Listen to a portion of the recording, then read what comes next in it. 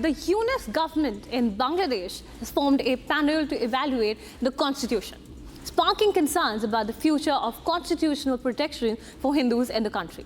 The panel, tasked with submitting a report within 90 days, comes amid rising violence against the Hindu community. This review has raised alarms about potential changes in the protection of the minority rights under the constitution.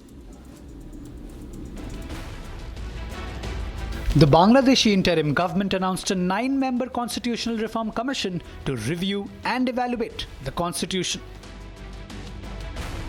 Under the leadership of political professor Ali Riaz, this 9-member commission will prepare a report on recommendations for constitutional reform.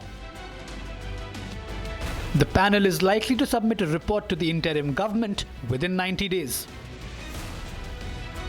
While the constitution establishes Islam as the state religion, in 2010 a Supreme Court decision reversed a 1975 amendment and reaffirmed secularism as a constitutional principle.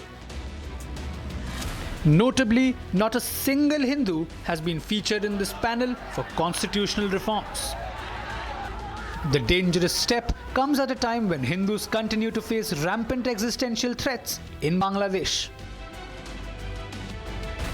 Temples vandalized, people looted, diktats over Durga Puja.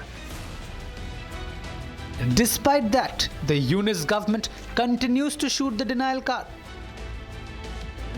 Recently, the United States also expressed concerns on the state of affairs against minorities in Bangladesh. With respect to the violence over the past few weeks and the deaths that have occurred, it is vital that we have full and transparent investigations to ensure accountability for these deaths. Second, as it relates to the interim government, as I made clear in my opening remarks, we think that it's important that we focus on the Bangladeshi people's democratic aspirations and see a path to democratic governance. As Bangladesh inches closer to officially revamp its constitution, the key question: will Hindus be safe in Bangladesh? And we begin first up with the state of Haryana, where the BJP is all set to form government for the third consecutive time. In fact, this is for the first time that any party in the country has been able to get the majority and come back to power for the third consecutive time since independence.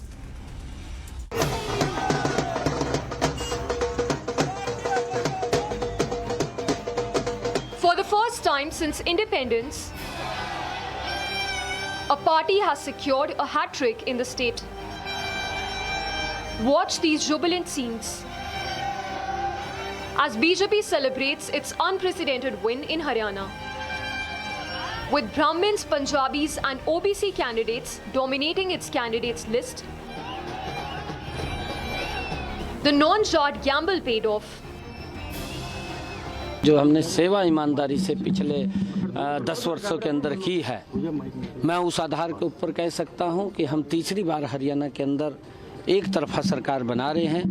Bharatiya Janata party तीसरी बार सेवा के लिए तैयार है, क्योंकि केंद्र में आदरणीय नरेंद्र मोदी जी तीसरी बार प्रधानमंत्री बने हैं और हमने पिछले 10 वर्षों के अंदर आदरणीय मोदी जी के नेतृत्व के अंदर हरियाणा की गति से विकास किया है, समस्याओं का समाधान किया है। राहुल गांधी को तो जैसे गांव में कहते हैं मुंहे भाड़ गिरे हैं, ऐसा मुंह भाड़ गिरे हैं, उनको होश नहीं आएगा।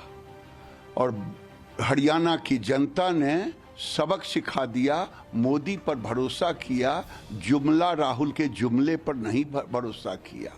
पहलवान किसान और क्या क्या जो, और सारे किसान और पहलवान तो हमारे साथ थे। There have been a slew of factors that worked for the BJP. From picking Saini, the OBC face, as the CM, to giving tickets to 22 OBC candidates, and then fighting the elections using local faces. The BJP has meticulously planned its moves. While the Congress struggled to keep its flock together, BJP in Haryana worked aggressively for the farmers.